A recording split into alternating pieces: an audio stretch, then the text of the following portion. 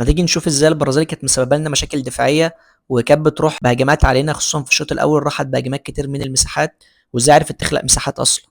وده بسبب ان هم كانوا بيعملوا تفوق عددي علينا او زياده عدديه في كل مره بيقابلونا فيها. دايما الوينج بتاعهم بيستريتش الدفاع بتاعنا، بيثبت مع الباك، واللاعب الحر بيخش في المساحه اللي بين السرد باك والباك. ولو افترضنا ان الديفندر هينزل يغطي البوكيت بين الباك والسرد باك، ففي لعبه بتنزل تستلم بين الخطوط، فبالتالي بتطلع الديفندر بيكون مجبر انه يطلع يغطي عليها، فبالتالي برضه بيسيب المساحه دي، فاللاعب الفري هو اللي بيخش يتحرك فيها. هتشوف ان الكره مع ويسلي ده الباك بتاعهم، وهتشوف الديفندرين بتوعنا هيتضربوا بدبل باص او 1 3. ويسلي هيباص الكوره لبرونو جيمارايش، وبرونو جيمارايش على طول من لمسه هيطلع لوكاس باكيتا، فضربوا الديفندرين بتوعنا بقوا رايحين بزياده عدديه علينا ب5-4، اللي هو الباك اللي هو ويسلي، وايجور تياجو اللي بيقطع في المساحه، ورافينيا، وحامل الكوره اللي هو لوكاس باكيتا. ففي واحد هيخش يقابله، فبالتالي هيحصل زياده عدديه، هنروح ب4-3. مع الوينج التاني فينيسيوس مع المساحه كلها، لان محمد هاني ضامن مع رافينيا اللي زي ما قلنا لكم بتحرك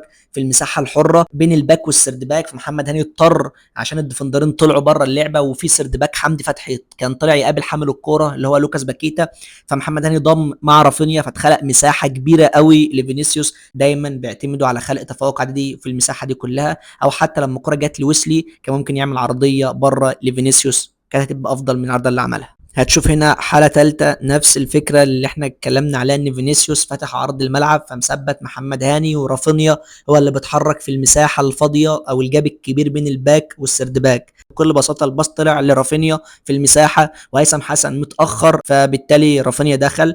هتشوف ان رقص ياسر ابراهيم، بس شوبير صدها وطلعها ركنية. بس دي برضو خلق تفوق عددي من المساحة اللي بين الباك والسرد باك. هي نفس اللعبة، برونو جيمارايش ضرب مهند لاشين ومروان عطية بباص، طلع كاسيميرو في مساحة، وبقى كاسيميرو في قدامه حلين، حل لإيجور تياجو وحل لفينيسيوس. وهتخلي بالك ان حمدي فتحي هيطلع هيقابل حامل الكرة، فبالتالي فضى مكانه لإيجور تياجو، فالطبيعي ان الباك هنا يخش يضم مع إيجور تياجو، بس إيجور تياجو سابقه عشان هو رايح بوش للجون، وفتوح جاي في ظهره. فهتشوف هنا برضو ان دي حالة رقم 3 تقريبا او 4 مش فاكر من خلق تفوق عددي للبرازيل، واحمد فتوح كمل معاه، وستر ربنا عمل تاكلينج ممتاز والكرة طلعت بره.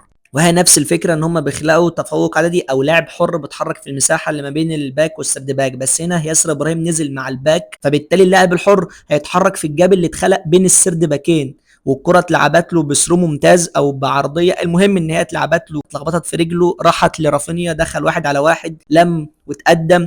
وانا بالنسبه لي تمركز الدفاع هنا كان كارثه. انت الطبيعي يا عم منعم ترجع مع اندريك عشان احمد فتوح متثبت مع الباك، وحمدي فتحي هيخش يقابل، ده شيء طبيعي. فالطبيعي كان المفروض محمد عبد المنعم يرجع مع اندريك عشان يغطي عليه، ما يخلوش حر يلعب الكره بالاريحيه لما تمشي الكره.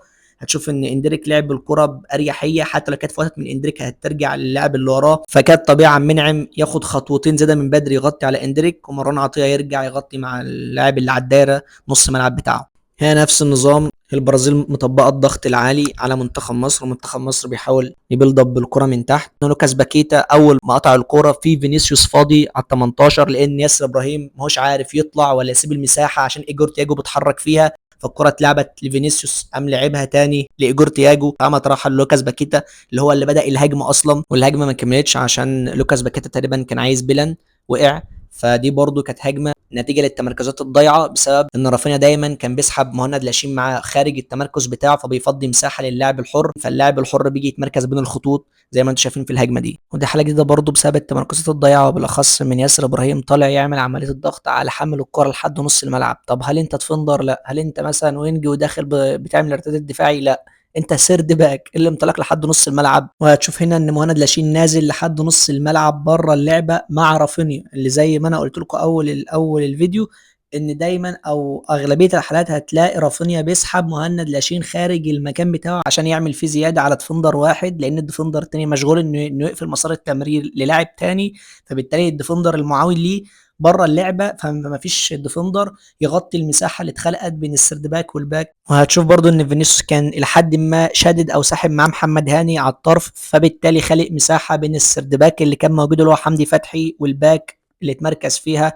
إيجور تياجو والكرة اتلعبت له ولولا تألق مصطفى شوبير كانت هتبقى هدف. وهنا حالة في مرحلة البيلد اب بتاعة البرازيل، الباص اتلعب لرافينيا اللي واقف حر. انا بالنسبة لي ان كان تمركز مهند لاشين تقريبا هو اللي كان ماسك رافينيا، خطأ. انت لازم تكون في ظهر، انت بتلعب مان تو مان عليه، لازم تكون في ظهر، ما تديلوش اريحية انه يستلم ويعمل لف بجسمه او يلعب الكورة. زي ما قلنا رافينيا لما لف خد كل الاريحية انه يقرر ويلعب اللونج بول لايجور تياجو اللي بيجري في المساحه في الجانب الاعمى للسرد باك اللي هو حمدي فتحي. فاللونج بول اللي كانت مظبوطه او بشكل سليم او بشكل ادق كان ممكن تودي ايجور تياجو انفراد بشكل صريح ويسجل منها هدف. ولما تيجي تشوف هتلاقي ان كان في حل برضه كان ممكن يحصل، انه يطلع اللاعب الحر اللي متمركز بين الخطوط. وهذه الجمله اللي احنا بنتكلم عليها من اول الفيديو، ان البرازيل كانت بتخلق في تفوق عددي او بتخلق لعيبه تستلم بين الخطوط وتقابل بوشها. فكان في قرار افضل ممكن يتاخد في انه يطلع على اللاعب الحر اللي متمركز بين الخطوط، عشان خط النص بتاعنا انضرب بالباص خلاص وبقى بره اللعبه. فلو لو كان لعب الوان للاعب المتمركز بين الخطوط اللاعب الحر ده